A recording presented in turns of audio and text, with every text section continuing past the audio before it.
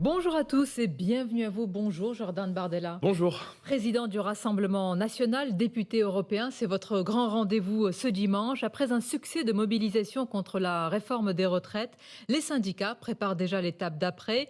En ce qui vous concerne, au RN, pas d'appel à manifester, mais une opposition ferme que vous souhaitez incarner au Parlement. Alors, au risque de passer à côté d'un mouvement conséquent, vous nous expliquerez aujourd'hui votre stratégie et pourquoi le gouvernement, selon vous, devrait reculer alors qu'il ne cesse de réaffirmer sa détermination. Sur ce sujet et d'autres, à mes côtés pour vous interroger, Stéphane Dupont des Échos. Bonjour à vous Stéphane. Bonjour Sonia. Et le penseur et sociologue Mathieu Bocoté. Bonjour Mathieu. Bonjour. Alors, quelques jours après la forte mobilisation de jeudi contre la réforme des retraites et à la veille de la présentation du texte en Conseil des ministres, le gouvernement, vous l'avez remarqué, est de sortie ce matin dans la presse et se dit prêt à des enrichissements. Le ministre Gabriel Attal insiste, Jordan Bardella, sur des points essentiels comme le travail des seniors et d'éventuelles mesures coercitives. Est-ce que c'est le signe que le gouvernement a entendu et tient compte de la mobilisation de jeudi ? Non, c'est le signe que le gouvernement cherche à peu près tous les remèdes pour faire en sorte que les Français avalent la pilule. Les Français sont descendus en nombre dans la rue cette semaine. Ça a été une mobilisation pacifique, importante, qui a rassemblé, c'est peut-être là ce qui était intéressant, des Français venus de tous horizons, à la fois politiques et surtout professionnels. On a vu des salariés du privé, des fonctionnaires, on a aussi vu des policiers et des pompiers se mêler à ces cortèges. Et il y a aujourd'hui dans le pays, je crois, une majorité de refus qui est en train de se constituer autour et contre ce projet de loi, parce que les Français ont bien compris que ce projet de loi était néfaste pour eux et soulevait énormément d'inquiétudes. Les Français qui aujourd'hui nous regardent se demandent, avant même l'adoption de ce texte, comment est-ce qu'ils vont faire, compte tenu de la difficulté d'un certain nombre d'emplois, des critères de pénibilité qui ont été réduits par Emmanuel Macron depuis 2017. Il en a supprimé 4 sur 10, de pouvoir travailler jusqu'à 62 ans. Alors 64 ans, beaucoup de Français sont conscients que ça va évidemment entraîner une baisse des pensions parce qu'il y aura plus de Français qui vont être décotés. Et puis de l'autre, un effort qui est injustement réparti. Le gouvernement affirme que tout n'est pas compris, qu'il faut continuer à expliquer, c'est le fameux mot de pédagogie. Est-ce qu'il y a un défaut de compréhension de cette réforme ? Les Français ont parfaitement compris ce qui se trame derrière ce texte. C'est à la fois la baisse des pensions, parce qu'on sait qu'il y a de plus en plus de Français qui n'arriveront pas à 64 ans, et surtout il y a le sentiment que cette réforme répartit injustement l'effort. Comment pouvez-vous expliquer au peuple français que quelqu'un qui a commencé à travailler à 18 ans, qui par définition a un métier beaucoup plus pénible que le nôtre, va devoir travailler plus longtemps que dans la réforme actuelle, alors que quelqu'un qui a commencé à travailler à 24 ans, qui peut avoir un métier pénible intellectuellement, mais dont on se dit qu'a priori il partait avant à 67 ans, va aujourd'hui partir avec cette réforme à 67 ans. Donc cette réforme, elle est injuste, et comme d'habitude avec ce gouvernement, on est dans une logique qui consiste à faire travailler davantage, à faire payer davantage nos compatriotes les plus modestes. On a un peu le sentiment d'une forme de cynisme de la part du président de la République qui toujours s'en prend systématiquement aux mêmes. Emmanuel Macron avait joué carte sur table pendant la présidentielle, il avait annoncé 65 ans. Il a redit jeudi dernier en Espagne qu'il avait toute la légitimité politique, que les électeurs avaient tranché. Il a gagné largement face à Marine Le Pen. Alors, d'abord, faites-moi grâce de ça, il a dit tout et le contraire de tout. Il y a quelques années encore, en 2019-2020, Emmanuel Macron expliquait que le système des retraites n'était pas en faillite, ce en quoi il n'avait pas totalement tort à l'époque, et que ça serait d'une injustice inouïe que de demander aux Français les plus modestes, ceux qui travaillent dans l'industrie, ceux qui sont ouvriers, de travailler plus longtemps. Donc il a dit ça au tout début. Il a, vous avez raison, été élu. Il a pris personne en traite. Il a été élu lors de l'élection présidentielle et personne ne remet en cause son élection. Mais il y a eu des élections législatives. L'homme présidentiel a été élu en avril dernier. Mais le projet politique qu'a porté Emmanuel Macron, dans lequel il y avait cette réforme des retraites, a lui été mis en majorité relative, non pas absolue, lors des dernières élections législatives. Donc il y a en réalité mille et une façons de s'opposer à la réforme des retraites. Il y a la rue, vous avez raison, et je salue cette mobilisation pacifique, et il y aura probablement d'autres marches dans le pays. Il y a le débat public, c'est ce sur quoi nous allons discuter pendant 1 heure ensemble. Et puis il y a l'Assemblée nationale, nous avons le premier groupe d'opposition à l'Assemblée, nous allons présenter une contre-réforme, et nous allons surtout mener l'opposition à ce texte à l'Assemblée nationale. On va s'arrêter quand même sur l'opinion publique, c'est quand même très important pour faire passer une réforme et pour qu'elle infuse dans le pays. Il y a ce que dit le président, qui a sa légitimité, la campagne présidentielle, il y a votre opposition. Est-ce que selon vous, il faudrait demander l'avis des Français au-delà des sondages. Je pense que nous pourrions aller, dans les prochains jours, vers des temps difficiles et incertains, avec des mobilisations populaires dans la rue, des risques de blocage, c'est ce sur quoi se sont engagés un certain nombre de personnalités de la CGT, et puis il y a cette majorité de refus qui se constitue dans le pays, autour de ces 68% de Français, d'après le sondage IFOP, qui sont opposés à la réforme des retraites. Moi je dis, quand on a cet horizon-là devant soi, alors il faut passer par référendum. Et de soumettre ce projet de loi à référendum, tout le projet de loi, c'est dans la Constitution, on le soumet à référendum, à l'avis du peuple français, qui est assez mature, assez grand, pour comprendre ce qui va se jouer avec ce texte, et pour comprendre que ce texte va l'impacter directement dans la manière de travailler, dans la longévité de sa carrière. C'est un moyen de mettre ce texte au débat, d'en sortir par le haut, et surtout de s'appuyer sur le fait que, pardon, mais ce projet de loi, le projet qu'a porté Emmanuel Macron pendant la campagne présidentielle, a subi un affront lors des élections législatives. C'est bien au Parlement, lors des élections législatives, que se discute le texte. Donc je pense que l'un des moyens d'éviter des blocages et surtout d'entendre aussi l'avis des oppositions et l'avis du peuple français, c'est de soumettre ce texte à référendum. Vous parlez de risques de blocage, des risques de blocage que vous condamnez? Mais manifester est un droit, la grève est un droit. Le blocage, c'est autre chose, parce qu'évidemment, quand vous bloquez les raffineries, c'est la double peine pour les Français qui, en plus de subir cette réforme à 64 ans, sont contraints, évidemment, d'avoir des galères supplémentaires quand ils vont travailler, parce qu'ils ont besoin de leur véhicule, ils ont besoin de leur voiture. Donc, je suis beaucoup plus réticent et beaucoup plus mesuré sur, est-ce que vous les condamnez, sur les blocages. Ce genre de, pour l'instant, il ne s'est rien passé. Est-ce que vous condamnez s'il y en a? S'il y a des blocages, on en reparlera, mais je dis, je ne suis pas pour les blocages. Je pense que la démocratie française est un équilibre subtil entre le débat parlementaire, ce qui se discute au Parlement et ce qui se discute à l'intérieur des hémicycles, la rue, au travers du droit de manifestation, qui est un droit qui doit être respecté. Et encore une fois, je me réjouis que ces manifestations aient lieu dans le calme et qu'il y ait eu dans ces manifestations des gens qui, pour la première fois, ont décidé, ils n'y étaient même pas allés pendant les Gilets jaunes, ont décidé de descendre dans les rues. Ce timing, il est mauvais. On a le sentiment qu'Emmanuel Macron veut déprimer le pays. On ne peut pas, quand il y a une crise de l'énergie, une crise du pouvoir d'achat. Cette réforme de retraite, il n'y a pas d'agenda caché. Bon, mais elle était prévue quand ? Comment ça? Pendant la campagne présidentielle. Ah oui, d'accord, mais il y a 6 mois avant, elle n'était plus du tout prévue. Je veux dire, écoutez, vous avez entendu, comme moi, l'audition du patron du Conseil d'orientation des retraites, du président à l'Assemblée nationale. Que nous dit-il? Il nous dit d'abord que le système, on nous dit que le système est déficitaire des retraites, c'est faux. Le système, il est excédentaire. Ça n'est jamais arrivé depuis 2008. Juste pour cette année. Oui, l'année dernière. Bon, ceci étant, personne ne l'avait vu venir et ça n'est jamais arrivé depuis 2008. Que nous dit le président du Conseil d'orientation des retraites? Il nous dit qu'il n'y a pas de dynamique incontrôlée des dépenses de retraite à l'horizon 2070. Il nous dit certes une chose. Il n'y a pas lieu de réformer en soi, mais il y a besoin de multiplier les sources de financement. Et il va même plus loin. Il dit que si aujourd'hui, on a un manque à gagner à l'horizon 2030 de 10 milliards d'euros sur 350 milliards d'euros de dépenses des retraites, donc vous voyez qu'on est loin du déficit cataclysmique qui est vendu par M. Attal ou M. Dussopt ce matin dans les colonnes du Parisien et du JDD, c'est qu'on a supprimé ces dernières années des postes de fonctionnaires.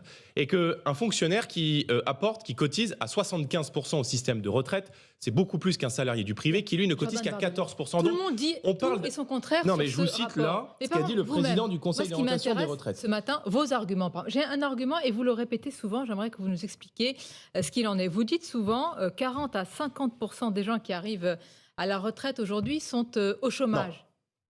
Non. 42% des Français qui aujourd'hui arrivent à la retraite sont sans emploi. Sans emploi, ce qui ne veut pas dire au chômage. Ça peut aussi être en sortie des grilles du chômage parce que longue durée. Ça peut aussi être la maladie. C'est 42% des Français d'après l'adresse.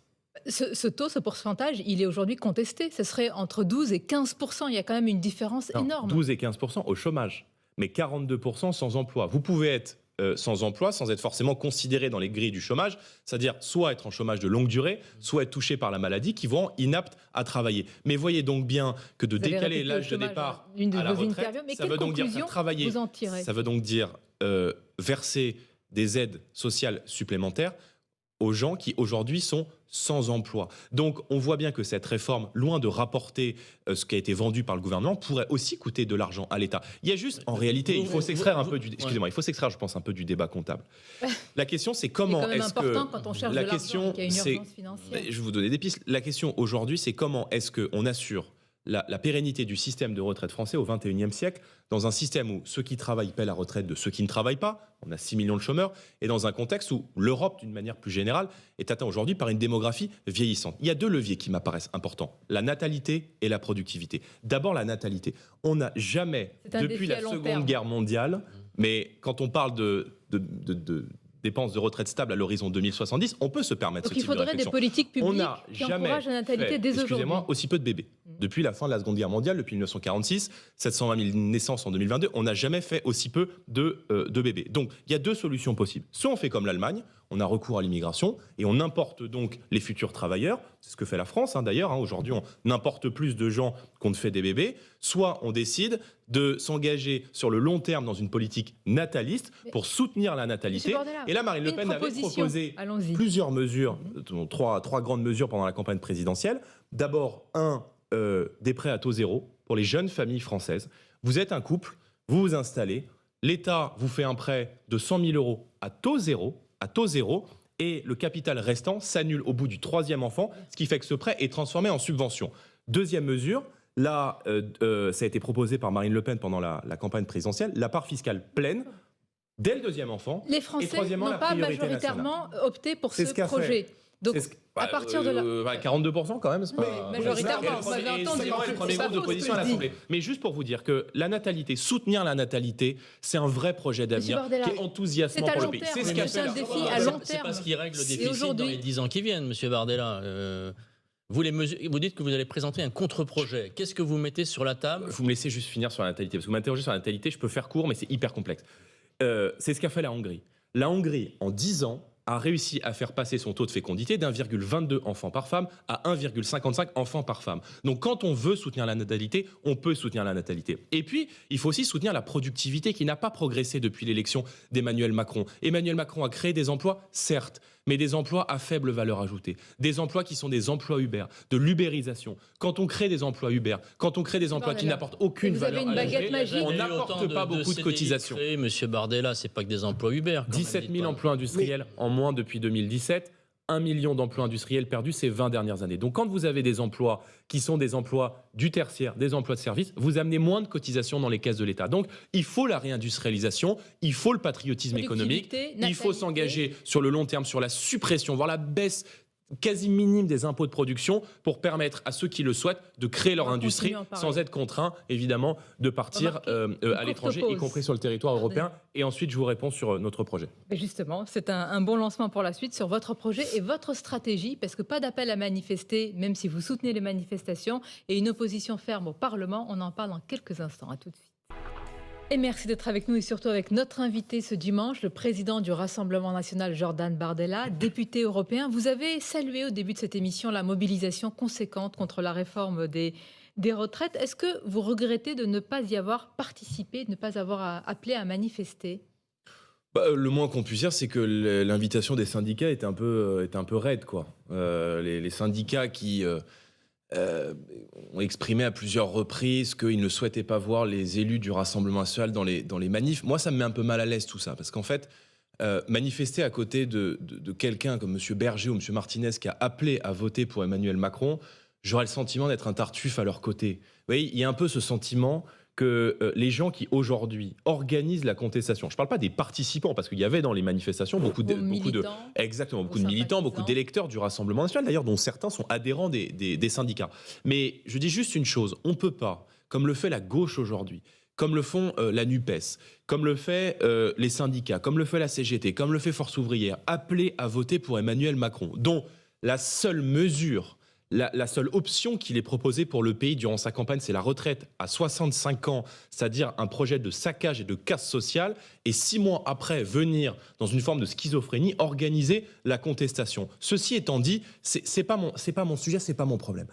Je pense que toutes les mobilisations, toutes les contestations se complètent. On a besoin de l'énergie de tous et de la mobilisation Donc de vous chacun appelez à dans cet manifester effort. J'appelle pas à manifester. Écoutez, juste pour bien comprendre, pour que les gens comprennent bien la la nuance. prochaine mobilisation, est-ce que vous dites qu'il faut que les Français descendent en nombre dans la rue? Mais s'ils le souhaitent, bien sûr. Et vos militants et vos Mais bien sûr. Donc, c'est un appel. Bien sûr, mais allez pacifiquement et exposer votre opposition à ce projet de loi. Je dis juste une chose. Nous sommes parlementaires. Nous avons le premier groupe d'opposition à l'Assemblée nationale. Donc notre boulot, notre groupe, ce que les Français nous ont demandé lors des élections législatives, c'est de prendre cette contestation à la réforme des retraites, de l'emmener à l'Assemblée nationale et de porter la contestation au gouvernement et de faire en sorte de mettre toute notre énergie dans la bataille pour que ce texte ne passe pas à l'Assemblée nationale. Fabien Roussel dit s'il faut bloquer le pays pour être capable de bloquer ce projet, nous le bloquerons si c'est nécessaire. Êtes-vous d'accord avec lui? Il a appelé à voter pour qui, M. Roussel? C'est pas la question que je vous pose. C'est ma réponse. Pour bloquer ce projet, est-ce qu'il faut bloquer le pays si nécessaire?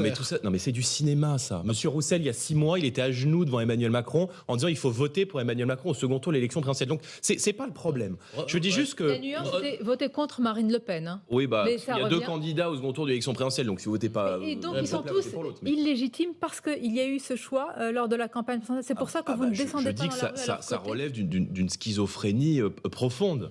Je veux dire, quand on choisit le bourreau social du peuple français il y a 6 mois et que 6 mois après, on organise des défilés dans la rue, oui, moi, ça me met mal à l'aise. Ceci étant dit, il y a des milliers de Français qui se sont rendus dans ces manifestations. D'autres n'ont pas pu s'y rendre parce qu'ils habitent loin de Paris, qu'ils n'habitent pas en région parisienne, qu'ils ont un travail, qu'ils n'ont pas pu quitter ce travail-là ce jour-là. Ça s'associe aussi, je veux dire, quand il y a 68% de Français qui s'opposent à ce texte, mais moi je dis très bien, peu importe votre bord politique, vous savez, moi je ne suis pas sectaire. Et nous acceptons, nous, toutes les formes de contestation, si tant est qu'elles n'amènent pas, pour vous répondre... Mais vous ne descendrez pas dans la rue à côté des syndicats, mais non, parce ni des forces de gauche.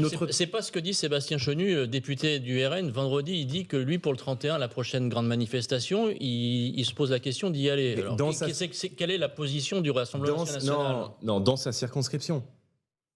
Ça change quoi? Ça veut dire qu'il sera à côté des syndicats?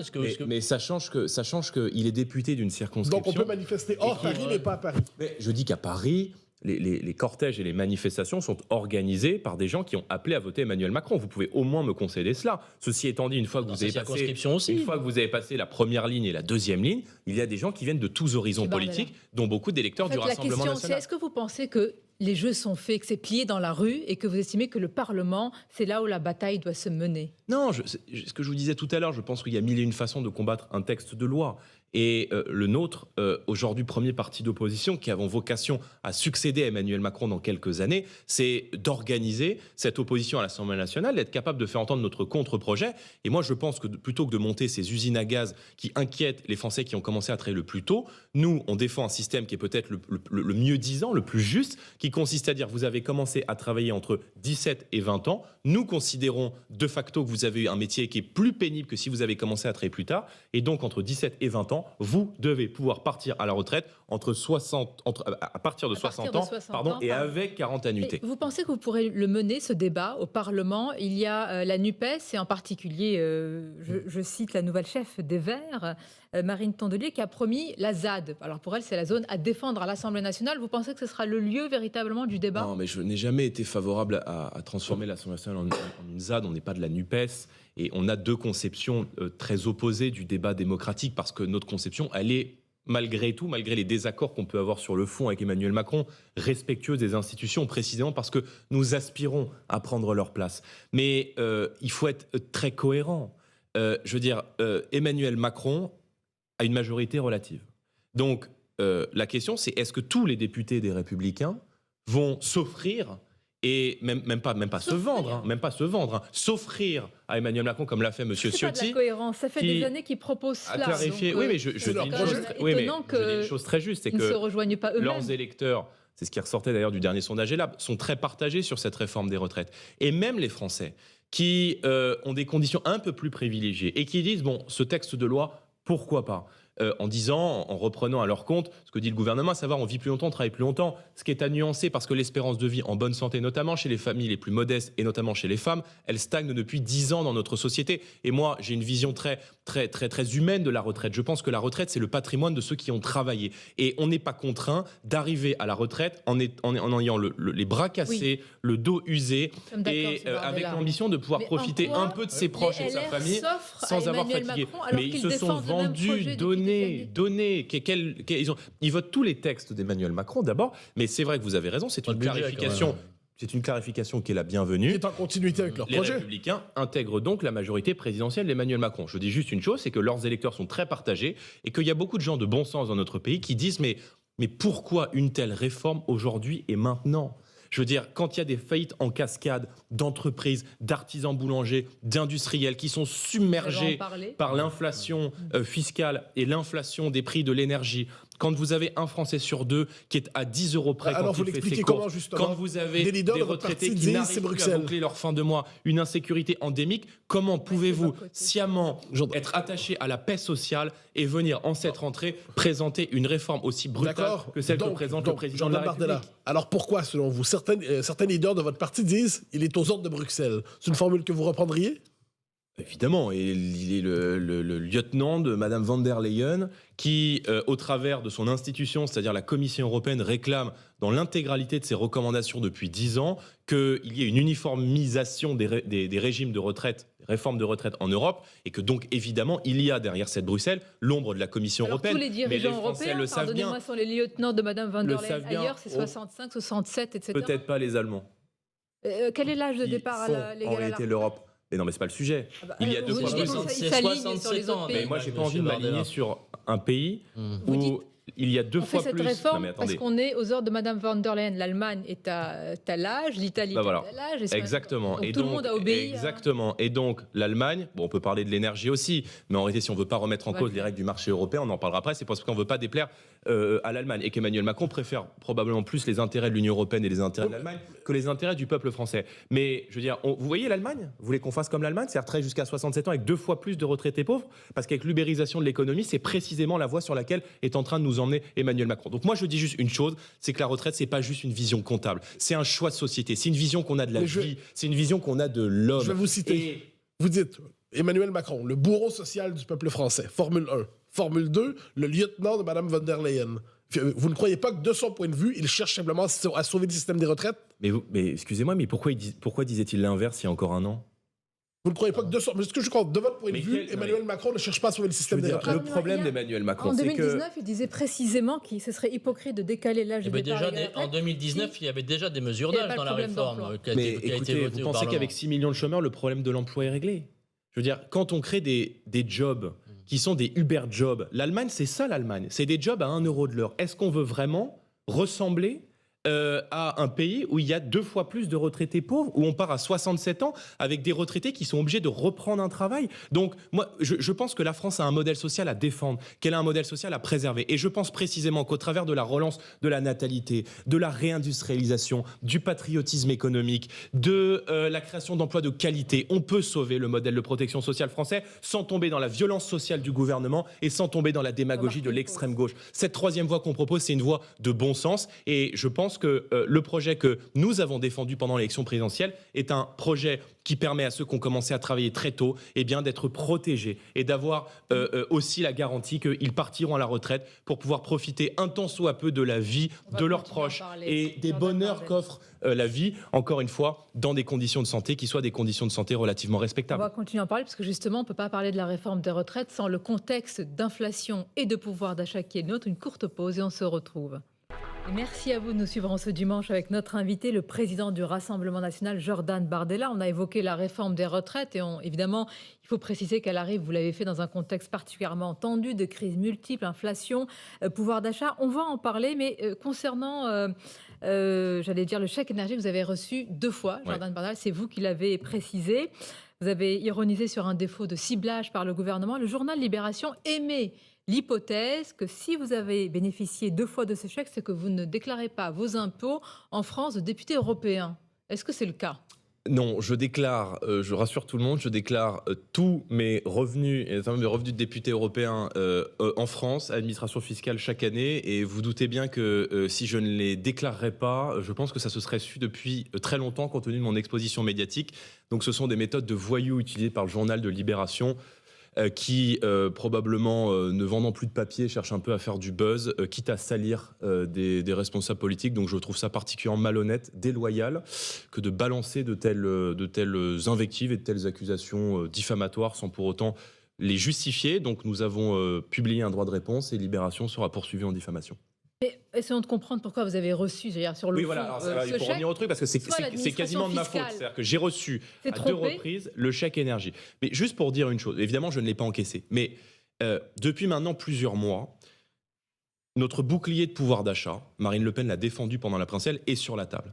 Nous avions notamment proposé comme solution la baisse de la TVA de 20% à 5,5% sur l'ensemble de l'énergie, considérant que l'énergie était un bien de première nécessité. Donc le carburant, l'électricité, le gaz, le fuel, qui est un bien essentiel pour les Français. On a proposé de baisser les taxes sur ce bien. Le gouvernement nous a dit non, on ne le fait pas parce que ça va bénéficier à tout le monde. On préfère ces chèques qui font du ciblage. Sauf qu'en réalité, les Français concernés ne rentrent jamais dans les bonnes cases. Et qu'en réalité, ça exclut toute cette France moyenne, cette France du travail, cette France qui bosse des aides qui sont mises en place par l'État. Donc on nous reproche, si vous voulez, de faire une absence de ciblage avec un ciblage en réponse qui touche des gens qui ne devraient pas rentrer dans ces critères. Là, ce ne serait pas la faute du gouvernement. Soit l'administration fiscale s'est trompée, soit vous avez des revenus extrêmement faibles pour recevoir ce chèque énergie et deux fois. Donc, évidemment que l'administration fiscale s'est trompée. Mais je veux dire, j'accuse pas Emmanuel Macron d'être avec un tableur Excel derrière un ordinateur. Ou alors on vous suit ou alors peut-être qu'ils nous aiment bien et qu'ils ont voulu me faire un cadeau. Mais juste trêve le plaisanterie, je n'ai évidemment pas encaissé ce chèque. Mais voyez bien que cette logique de ciblage, elle a une limite. Et je pense que les mesures que nous proposons, il y a toujours le côté chez eux, usine à gaz, technostructure, bureaucratie. Les gens ne rentrent jamais dans les bonnes cases. Donc quand on a un pays qui a 46% de prélèvements obligatoires, quand on a un pays où il y a 60% de taxes sur les carburants, le moyen le plus efficace de rendre du pouvoir d'achat aux Français, c'est la paix fiscale. La paix fiscale. On baisse les taxes et immédiatement, à la pompe, sur la facture d'énergie, on rend du pouvoir d'achat au peuple français. Le chèque essence que vient de lancer le gouvernement, c'est un bon dispositif ou c'est un mauvais écoutez, c'est une usine à gaz? Ils sont pas banquiers. On dirait le distributeur de chèques, on dirait des responsables d'agences bancaires du Crédit Mutuel. Je veux dire, le chèque a une logique de court terme. Le chèque ne permet pas de rendre du pouvoir d'achat aux Français. Nous, on propose une vraie vision pour le pays, une vraie vision pour le pouvoir d'achat. D'abord la paix fiscale, avec la baisse des taxes sur l'énergie, notamment sur l'essence, avec un panier de 100 produits de première nécessité à taux zéro de TVA. Les pâtes, les couches pour les enfants, les produits hygiéniques pour les femmes, ce sont des biens importants, on sort la TVA. Et deuxièmement, il faut que le travail paye mieux, il faut revaloriser l'heure de travail et nous proposons notamment ce deal gagnant-gagnant avec les entreprises, vous augmentez de 10% les salaires de votre entreprise et nous exonérons ces 10% de cotisation pendant 5 ans. Et ça, c'est un moyen qui permettrait à tous les chefs d'entreprise qui nous regardent, qui n'arrivent pas à augmenter les salaires, parce que augmenter les salaires, c'est aussi faire peser sur eux des charges qui sont insoutenables, eh bien, d'oxygéner leur entreprise. Et vous voulez aussi sortir du marché européen de l'électricité, parlons-en, ça c'est un sujet essentiel. Bruno Le Maire vous a répondu ici, il dit que ce serait une impasse de quitter ce marché. La France n'est pas une péninsule, en comparaison à d'autres pays, en particulier l'Espagne que vous citez souvent en exemple. Il dit que c'est une impasse en réalité, que ça ne résoudrait rien, que ce n'est pas la panacée. Que répondez-vous à cela ? Que M. Le Maire préfère défendre les intérêts de l'Allemagne et les intérêts de l'Union européenne plutôt que de défendre... Donc tout le gouvernement préfère l'Allemagne que la France et Oui, bien sûr, évidemment. Il y a un an, Emmanuel Macron avait parlé justement de cette aberration du marché européen de l'énergie. Que les Français qui nous écoutent soient bien au courant. Que si on paye aujourd'hui une électricité à des taux qui est délirant, si nos artisans boulangers, nos commerçants, nos industriels sont contraints de payer une facture qui est 3, 4, 5, 10 fois le prix habituel, ce n'est pas en raison de la guerre entre l'Ukraine et la Russie. C'est parce que l'électricité en France est indexée sur les prix du gaz, pour simplifier. L'électricité est adossée sur les prix du gaz. Donc quand le gaz augmente à cause d'un conflit, eh bien la facture d'électricité en France, elle augmente. Nous proposons, mais pourquoi est-on dans ces règles-là ? Nous proposons par simple bon sens de retrouver la maîtrise de nos prix et de permettre à nos entreprises, à nos artisans boulangers de payer leur énergie au juste prix. C'est précisément ce qu'a fait l'Espagne et le Portugal qui bénéficient aujourd'hui. Dérogation non, mais il ne s'agit pas de sortir du marché européen de l'énergie, d'échanger avec nos voisins. Il s'agit de reprendre la souveraineté tarifaire et de récupérer la maîtrise de nos prix. L'Espagne et le Portugal l'ont fait, ils sont allés devant la Commission européenne, ils ont négocié, ils payent aujourd'hui une facture d'électricité pour les ménages et pour les entreprises qui est 20% moins chère qu'elle ne l'était au printemps dernier. Donc quand on veut, on peut. De manière temporaire. Oui, de manière temporaire. Le temps que, évidemment, les prix mondiaux, pour traverser la crise, la spéculation qui s'organise. Mais il ne s'agit pas de remettre en question le marché européen d'énergie. Mais il ne s'agit pas de remettre en cause le système d'échange, et même avec l'Espagne d'ailleurs. Je veux dire, ce qui fait foi dans les échanges que vous avez avec vos voisins en matière énergétique, pardon, on ne parle pas de télécommunications, ce sont les raccords physiques que vous avez. Donc on continue aujourd'hui, malgré le fait que l'Espagne ait récupéré la maîtrise de ses prix, d'échanger de l'énergie avec l'Espagne. On continue d'en importer, on continue d'en exporter avec la Suisse, avec le Royaume-Uni, qui pourtant ne sont pas dans l'Union européenne. Donc oui, il y a des solutions qui marchent. Ce que nous proposons de faire en réalité, pour synthétiser notre ambition, c'est faire tout ce qui marche ailleurs. La renégociation de ces règles de fixation des prix. La baisse de la TVA, l'Allemagne et la Pologne l'ont fait.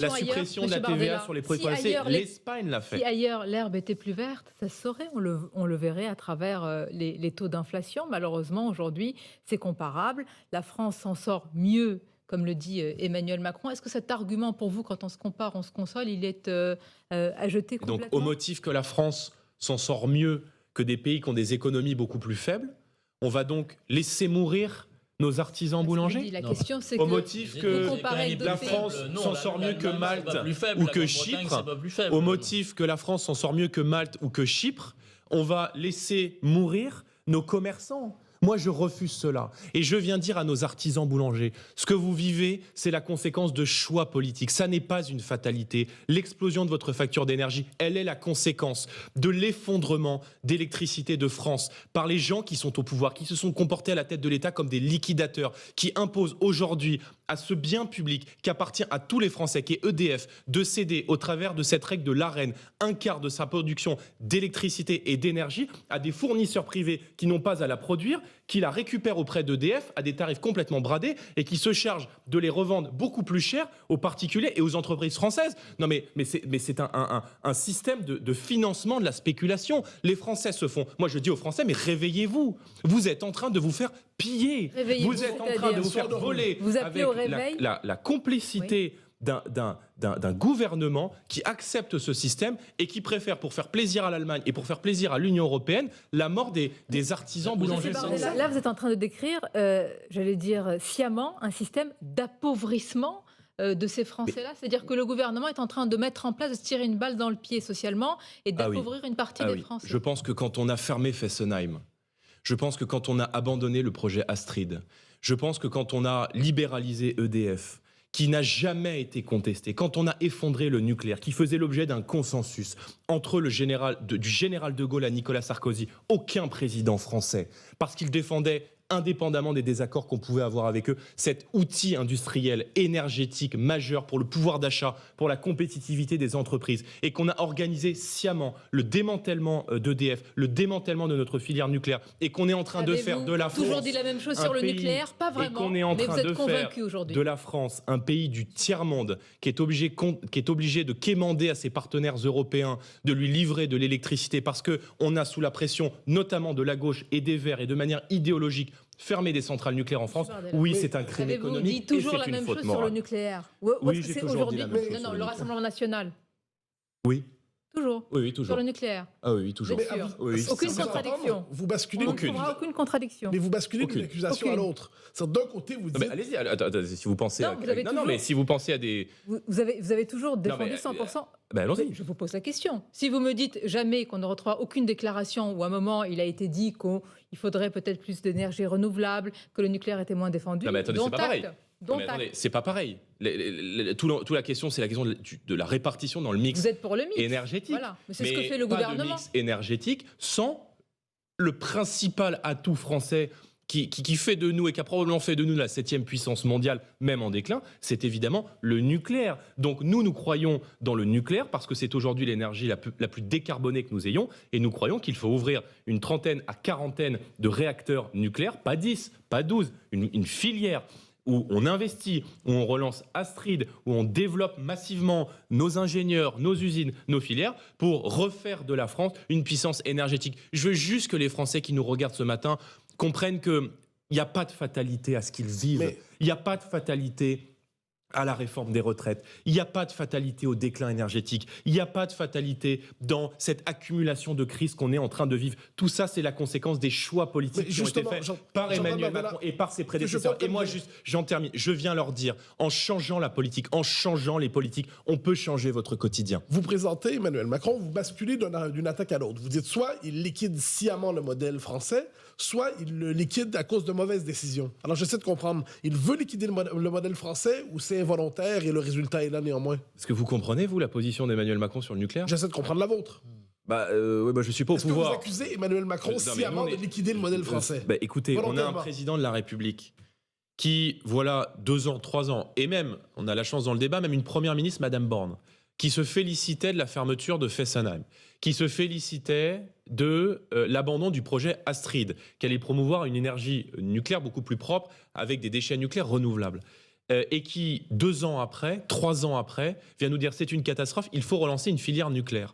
On a un président de la République qui, il y a 2 ans, 3 ans, nous expliquait que jamais, au grand jamais, il ne reporterait l'âge de départ à la retraite. Et 3 ans après, il fait l'inverse. Donc, on a quelqu'un qui dit tout et le contraire de tout. Et le plus inquiétant, c'est à chaque fois avec la certitude d'être convaincu de ce qu'il dit, avec la certitude d'avoir raison. Vous avez dit parfois sur le nucléaire, c'était en 2017, vous avez dit le nucléaire est dangereux.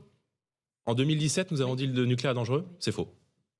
On vérifiera. Okay. Jamais quelqu'un de votre parti a dit que le nucleur était dangereux. Je vois où vous voulez m'amener et je vais donc prendre les devants du petit montage qui sera fait après, peut-être pas par vous, mais en 2012, 2011, après la catastrophe de Fukushima, Marine Le Pen, présidente du Front National à l'époque, avait dit, et candidate à l'élection présidentielle, avait dit une chose très simple. Elle avait dit, le nucléaire, d'accord, mais il ne faut pas s'interdire de réfléchir à d'autres énergies complémentaires. Et donc, nous n'avons jamais été opposés au mix énergétique. Mais elle a été l'une des premières, d'ailleurs, à évoquer notamment le besoin d'investissement important dans l'hydrogène. L'une des raisons pour lesquelles M. Hulot a quitté le gouvernement, c'est précisément parce qu'il reprochait à Emmanuel Macron son manque d'ambition dans l'hydrogène. Et donc, la précision est bienvenue. Et d'ailleurs, je rappelle que à l'époque, l'autorité de sûreté nucléaire n'avait pas encore remis son rapport sur la sûreté de Fessenheim et sur le fait que la centrale entretenue était évidemment pérenne. Retraite, nucléaire, pouvoir d'achat, inflation. Nous allons également parler des sujets régaliens, immigration, autorité. Une courte pause et on se retrouve. Et notre invité ce dimanche, le président du Rassemblement national, Jordan Bardella. Marine Le Pen est revenue de son déplacement au Sénégal où elle a affiché son soutien à l'obtention d'un siège permanent au Conseil de sécurité de l'ONU pour ce pays. Elle a été reçue également par le président Macky Sall. Quel est le bilan de cette visite pour vous ? Marine Le Pen a rencontré le président Macky Sall. Ça a été l'occasion pour elle de s'entretenir d'un certain nombre de grands enjeux qui vont lier notre continent dans le siècle qui vient. La question migratoire en est un, mais pas seulement. Les relations économiques aussi entre nos 2 nations, pardonnez-moi, la question de souveraineté alimentaire qui est absolument majeure, et la nécessité aussi de faire peser l'Afrique dans le concert des nations, et ça a été notamment l'objet de cette demande d'accorder un siège au Conseil de sécurité de l'ONU pour le Sénégal, qui est un grand pays en Afrique et qui est important pour la stabilité aussi de la région. Certains se sont interrogés. D'ailleurs, la question a été posée par rapport au président Emmanuel Macron. Il n'était pas présent pendant la mobilisation sur la retraite. Marine Le Pen également pour travailler sa stature internationale. Qu'est-ce que vous répondez? Non, pas assez critique, mais assez remarque. Non, mais c'est assez malhonnête et assez injuste que de nous faire ce type de reproche. Vous savez, un déplacement comme celui-ci, et c'est probablement pareil pour Emmanuel Macron, se prépare plusieurs mois, si ce n'est plusieurs années en avance. Et donc celui-ci, en l'occurrence, le voyage de Marine au Sénégal, s'est préparé il y a très très longtemps. Justement, là, Emmanuel Macron, vendredi, lors de ses vœux aux forces armées, a promis un budget en augmentation de plus de 30% dans le cadre de la future loi de programmation militaire. Vous n'êtes pas tellement exprimé sur le sujet. Quelle est votre position? Vous soutenez cet effort ou... Oui, je le soutiens. Je pense que son ambition est la bonne. Ça fait maintenant plusieurs années que nos armées sont à l'os. qu'on a organisé aussi la délocalisation de l'intégralité de notre production militaire. Hein. C'est vrai avec les équipements individuels, c'est vrai avec les tenues, c'est vrai avec les rangers, c'est vrai avec les armes, qui sont désormais, vous le savez, le fusil d'assaut FAMAS, historiquement, a été remplacé par un fusil d'assaut allemand. Donc, évidemment que ce manque de moyens est flagrant aujourd'hui dans l'état de nos armées. Et je pense que d'avoir une armée puissante, c'est aussi d'avoir un pays libre, qui plus est dans des temps géopolitiques assez incertains. Donc, je pense qu'il a eu raison de s'engager en ce sens, et nous le soutenons bien sûr. Vous voterez la loi de programmation militaire? On regardera ce qu'il y a à l'intérieur, mais en tout cas, ce que j'ai entendu de la part du président de la République me semble aller dans le bon sens. Alors, autre projet, va-t-il dans le bon sens? Il arrive bientôt au Parlement, c'est le texte qui est porté par Gérald Darmanin sur l'immigration. Le ministre de l'Intérieur qui ne cesse de dire, Jordan Bardella, qu'il veut encore durcir ce texte, probablement aussi pour récolter les voix des LR. Est-ce que ça va dans le bon sens? Écoutez, il y a eu 30 lois sur l'immigration depuis les années 80. C'est la deuxième vraie grande loi immigration de la part d'Emmanuel Macron. Si on doit en discuter et aborder aujourd'hui une deuxième loi sur l'immigration, c'est bien que la première a été inefficace dans le contrôle des flux. En vérité, l'immigration est l'un des grands bouleversements et l'un des grands basculements pour notre pays dans le temps qui vient. On sait que la démographie fait le destin et les Français ont une inquiétude, c'est que la France disparaisse. Les Français sont attachés à la préservation de leurs valeurs, ils sont attachés à la préservation de leur identité, ils sont attachés à la préservation de leur mode de vie. Et les Français, ils veulent que la France reste la France dans le siècle qui vient. Notre pays et l'Europe, 500 millions d'habitants, est entouré par des civilisations et des continents qui connaissent aujourd'hui un essor démographique sans précédent. C'est vrai avec l'Asie, qui compte 4 des un peu plus de 7 milliards d'habitants que compte notre planète. C'est vrai avec l'Afrique. J'en parlais dans le cadre de la question sur le Sénégal, qui d'ici à 2050 va voir sa population doubler et 450 millions d'Européens à l'horizon 2050 vont faire face à 2 milliards 500 millions d'habitants africains. Donc ça pose des questions, ça pose des défis. Ça pose la première question, la question du contrôle de nos frontières. Or aujourd'hui, la France est peut-être en Europe, dans le monde, l'un des pays les plus attractifs pour cette immigration-là, du fait d'un modèle de générosité sociale illimitée avec la terre entière qui ne connaît aucune frontière. Et c'est peut-être là que nous devrons agir. Donc cette loi, c'est une loi de police administrative, mais qui ne remet pas en cause la manière dont l'État français conçoit notre politique d'immigration. Emmanuel Macron a battu tous les records sur ce sujet. Et évidemment, encore une fois, le contre-projet que nous allons présenter vise à changer radicalement les orientations en matière migratoire qui sont faites depuis des ans. Et immigration qui a des conséquences sur la sécurité des Français, sur les comptes publics et sur évidemment notre culture et notre identité dans d'innombrables territoires. Ils sont nombreux ces temps-ci, à gauche comme à droite, à se tourner vers le Danemark en disant qu'il y a une forme de modèle danois en matière d'immigration. Est-ce que c'est aussi votre avis? Oui, l'exemple danois est intéressant. Le Danemark est un gouvernement, en ce moment en tout cas, est un gouvernement socialiste. Or, le Danemark a conscience des défis qui se posent à lui en matière d'immigration. Et le Danemark a mis en place une mesure que nous souhaitons voir appliquée en France, qui est le traitement de l'asile, notamment dans les ambassades et dans les consulats des pays de départ. On sait que l'asile est devenu aujourd'hui quasiment une filière d'immigration à part entière. Donc il faut évidemment organiser le traitement de l'asile dans les ambassades et les consulats des pays de départ. Il faut mettre fin à l'acquisition quasi automatique de la nationalité française et supprimer le droit du sol. Il faut mettre en place la priorité nationale. Parce qu'en vérité, quand on parle de contrôle aux frontières, évidemment qu'il faut une double frontière. Frontière européenne, avec le renforcement des moyens de Frontex, contrôle aux frontières françaises, avec le renforcement des effectifs de la PAF et des douanes. Mais la première frontière qui nous protégerait de cet afflux considérable de migrants, c'est évidemment la limitation de l'État social français, avec une mesure de bon sens qui consisterait à réserver les aides sociales aux familles françaises. Mais le Danemark va un peu plus loin, si vous me permettez. Il s'agit non seulement de maîtriser les frontières, mais de chercher à sous-traiter. Non, mais à assimiler culturellement ceux qui sont aujourd'hui présents au Danemark, mais qui ne sont pas acculturés à la culture danoise. Est-ce que c'est une tâche que vous voyez pour la France aussi? Et si oui, comment relancer l'assimilation? La France est peut-être l'un des seuls pays au monde qui est aussi tolérant. Mais cette tolérance, elle a aussi des contre-effets importants pour la stabilité de sa société. L'assimilation est une règle fondamentale de la République française. Quand on vient en France, on s'agrège à la culture française. On abandonne dans son pays de départ une partie de sa culture d'origine. Or, cet effort exigeant d'assimilation qui a été demandé à la génération de mes parents, qui est arrivée d'Italie dans les années 60, n'est plus demandé aujourd'hui aux générations qui viennent, aux générations qui arrivent. Et il y a aujourd'hui dans notre territoire une génération de Français qui est incontestablement d'ici, mais pour paraphraser Max Gallo, dont l'âme est ailleurs et qui se comporte bien souvent, on le voit pendant les matchs de foot, en France comme les ressortissants d'un État ou d'un pays étranger. Moi, je n'accepte pas ça. Comment on rapatrie l'âme dans ce cas-là, Jordan Bardella? C'est ce qui est le plus compliqué. Comment ça se décrète pas, l'assimilation, l'intégration? Très peu, on va conclure. Tout passe par l'école, de l'instruction. Allez, je vais paraphraser Jaurès. De l'instruction naît la grandeur d'une nation. Tout commence par l'école. Il faut enseigner à l'école de la République française les fondamentaux de notre langue, les fondamentaux de notre histoire. Il faut arrêter de vivre sur une rente de repentance perpétuelle qui vise à chaque fois à expliquer aux immigrés et aux étrangers qui arrivent en France que la France a toujours mal fait, que la France s'est toujours mal comportée, que la France a toujours un problème avec son histoire coloniale. Oui, l'histoire de France n'a pas toujours été irréprochable, mais la France est une grande nation, la France est un grand pays. Et ce que je déplore moi aujourd'hui, c'est qu'on ne s'aime plus, c'est qu'on n'apprend plus à aimer la France, on n'apprend plus à transmettre l'histoire de France telle qu'elle a été grande et telle que la voit. Vous savez, parfois, il faut un peu aller à l'étranger pour se rendre compte de la beauté avec laquelle est perçue la France et de ce qu'on représente. Donc la France est un pays qui a des atouts considérables, qui a une histoire la plus belle et la plus fabuleuse au monde. Il faut juste qu'on apprenne à s'aimer un peu plus. Si on va terminer sur cette conclusion. Pardonnez-moi, on arrive à la fin. Merci Jordan Bardella d'avoir été notre invité sur CNews, Europe 1 et en partenariat. Je remercie Stéphane Dupont avec Les Échos. Merci Mathieu et bon dimanche à vous tous sur nos antennes communes. 10h, 11h, le grand rendez-vous Europe 1.